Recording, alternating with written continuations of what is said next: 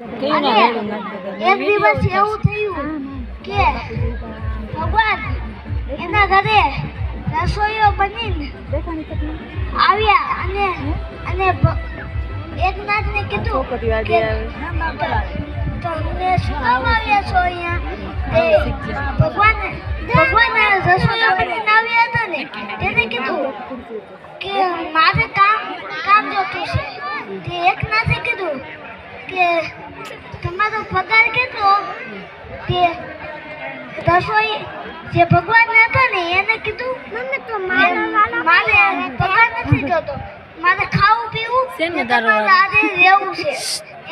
તે ભગવાન છે ને ખાવાનું બનાવતા જેવું ખાવું હોય માસને ખવડાવતા છે ને પાણી પધું.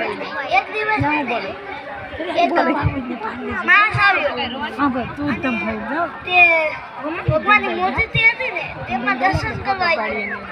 એને છે ને એમાં ભગવાન ન દેખાય.